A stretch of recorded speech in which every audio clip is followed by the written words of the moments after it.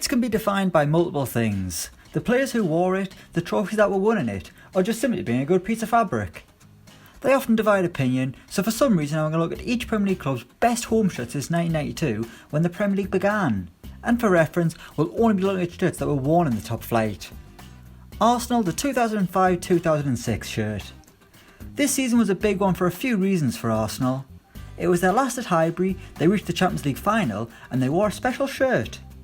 Since it was their final season in their historic stadium, the Gunners donned a retro style kit which was a throwback to 1913 when they first played at Highbury. The maroon or red current shirt was gorgeous, finished off with gold sponsor and lettering. It was a cool shirt that was done by some Arsenal legends such as Thierry Henry, Dennis Bergkamp and Nicholas Bendtner. Bournemouth, the 2016-17 shirt.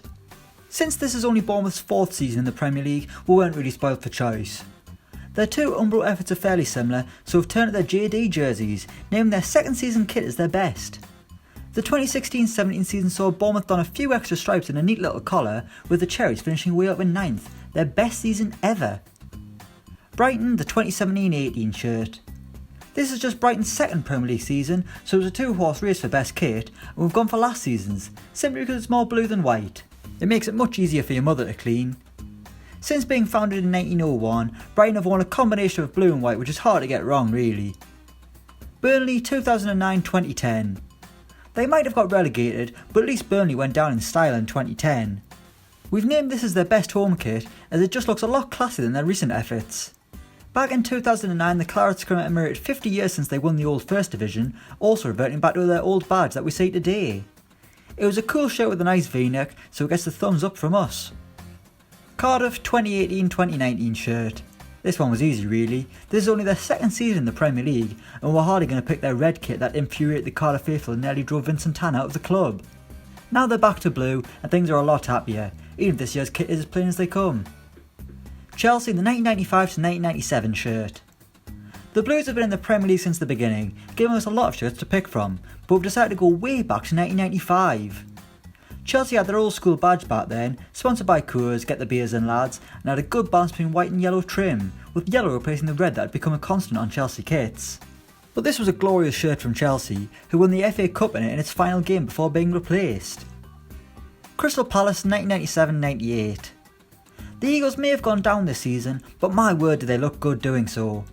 Palace came bottom of the Premier League, but did so donning a slightly different kit.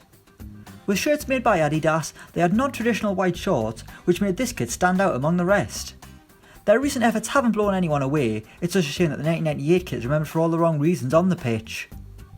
Everton 2008-2009. The Toffees weren't easy, as a lot of their kits have been fairly similar, so I imagine every Everton fan would have a different answer. But we've decided to go with the 2008-9 one, the final year they had Umbro before venturing to Le Coq Sportif. With the Umbro crest high in the top corner, this shirt had a white collar which looked pretty fly, I think that's what the kids say. Everton played well in it too, finishing 5th and reaching the FA Cup final. Fulham 2001-2002.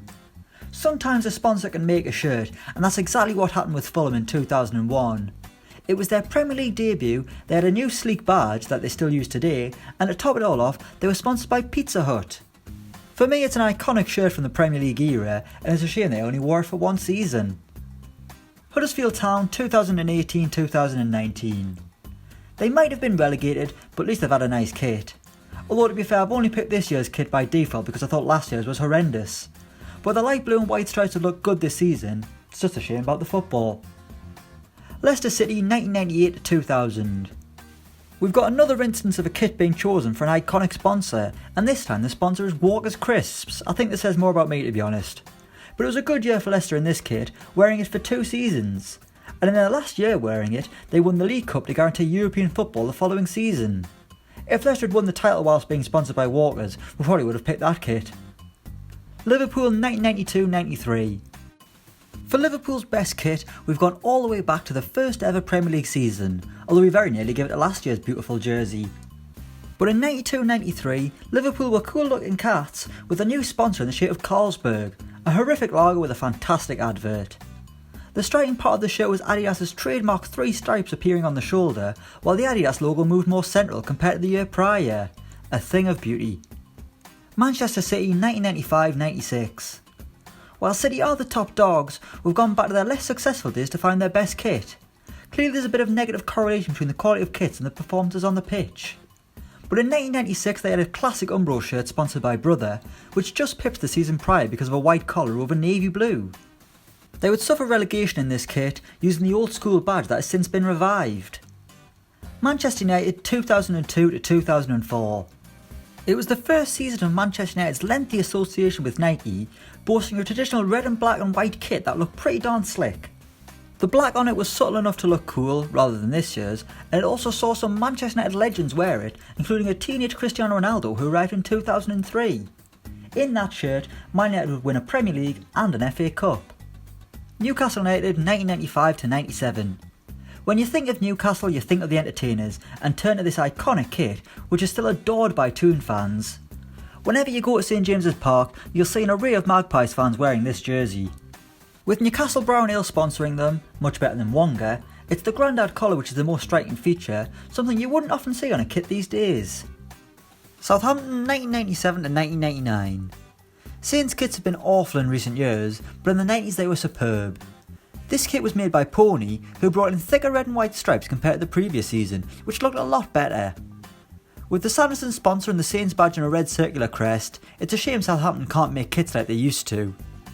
Tottenham Hotspur 2001-2002. In an era where mid-tier obscurity was the norm for Spurs, they had some nice looking kits. But top of the pile is the 2001-2002 Holston sponsored effort, the last time their kits were made by Adidas. The collar they'd had the year before was gone, replaced by a V-neck that was traditionally navy, much like the short socks and stripes on the sleeves. Not a vintage time for Tottenham on the pitch, but the kits were good at least. Watford 2018-19. The Hornets don't have a lot of Premier League history, and their shirt quality hasn't been great, so the best of the lot has to be this year's. They mix things up completely by having yellow and black vertical stripes. It's something Watford have never done before, and it's serving them well, performing in the league while reaching the FA Cup final. West Ham 1998-99. Not only is this kit good looking, it also produced West Ham's best ever Premier League finish. The Hammers came 5th whilst wearing this shirt, with Harry Red now working wonders.